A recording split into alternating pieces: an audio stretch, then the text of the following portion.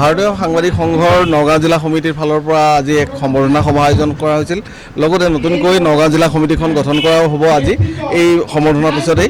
বিশেষকৈ কৃতি ছাত্ৰ ছাত্ৰীসকলক যিসকল ছাত্ৰ ছাত্ৰীয়ে কৃতিমান হিচাপে ইয়াৰ পৰা নগাঁও অঞ্চলৰ বিভিন্ন শিক্ষা প্ৰতিষ্ঠানৰ পৰা মেট্ৰিক পৰীক্ষা আৰু হায়াৰ ছেকেণ্ডেৰী পৰীক্ষাত কৃতিত্ব উত্তীৰ্ণ হৈছে, তেওঁলোকক আমি আনি আজি সম্বৰ্ধনা জনাইছোঁ, মানপত্ৰ দিছোঁ, গামোচা দিছোঁ, জাপি দিছোঁ।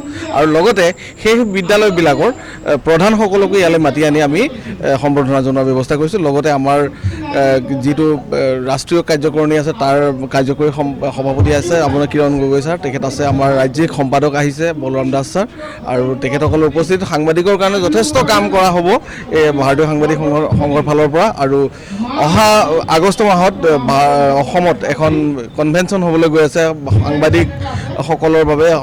ইউথ ফেষ্টিভেল যেনেকৈ হয়, কাৰ্বি ফেষ্টিভেল যেনেকৈ হয়, তেনেকৈ সাংবাদিকৰ এটা ফেষ্টিভেল হ'ব, জাৰ্নেলিষ্ট ফেষ্টিভেল, আৰু বহু ঘোষণা আছে সকলো সাংবাদিকৰ কাৰণে, আপোনাৰ কাৰণে, আমাৰ কাৰণে। সেইকাৰণে আমি বাট চাই ৰৈছোঁ আৰু ভাল হ'ব বুলি আশা কৰিছোঁ। আজি প্ৰায় 70গৰাকী ছাত্ৰ ছাত্ৰী, কৃতি ছাত্ৰ ছাত্ৰীক সম্বৰ্ধনা জনোৱা হৈছে।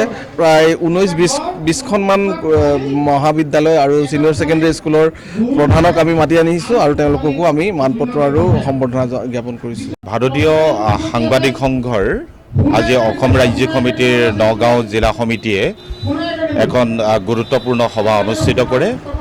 আৰু ইয়াত আটাইতকৈ গুৰুত্বপূৰ্ণ কথাটো হ'ল ভাৰতীয় সাংবাদিক সংঘই সাংবাদিকৰ সন্তানে যাতে বিনামূলীয়াকৈ পঢ়া শুনা কৰিব পাৰে, তাৰ বাবে নগাঁও জিলাস্থিত ব্যক্তিগত খণ্ডৰ প্ৰায় 19খন বিদ্যালয় আজি আহে।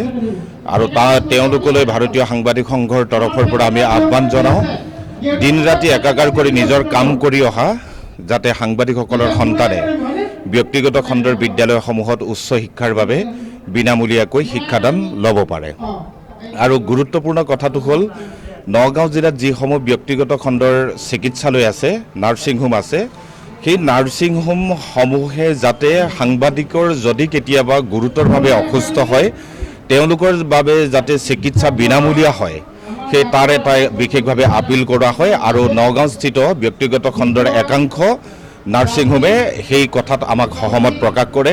আৰু আমি ভাবোঁ যে ভাৰতীয় সাংবাদিক সংঘৰ এয়া এক বৃহৎ সফলতা, আৰু অসম ৰাজ্যৰ সাংবাদিকসকলৰ বাবে এই এটা সুখবৰ। কেৱল নগাঁও নহয়, অসমৰ শদিয়াৰ পৰা ধুবুৰীলৈ, ভৈৰৱকুণ্ডৰ পৰা মেন্দি পথাৰলৈ প্ৰতিখন জিলাতেই আমাৰ সাংবাদিকসকলৰ সন্তানে বিনামূলীয়া শিক্ষাদান আচলতে কৰিব পাৰিব লাগিব। তেওঁলোকে বিনামূলীয়াভাৱে পঢ়া শুনা কৰিব পাৰিব লাগিব, আৰু সাংবাদিকসকল যাতে অসুস্থ হ'লে বিনামূলীয়া চিকিৎসা তেওঁলোকে লাভ কৰিব পাৰে, তাৰ বাবে আমি এটা সবল পদক্ষেপ গ্ৰহণ কৰিছোঁ। আৰু অসমৰ প্ৰত্যেকজন সাংবাদিককে এই ক্ষেত্ৰত আমি হাত উজান দিবলৈ অনুৰোধ জনাইছোঁ। প্ৰত্যেকখন জিলাতেই সাংবাদিকৰ সন্তানে বিনামূলীয়াকৈ পঢ়িব পাৰিব লাগিব, আৰু প্ৰত্যেকজন সাংবাদিক অসুস্থ হ'লে বিনামূলীয়া চিকিৎসা হ'ব লাগিব।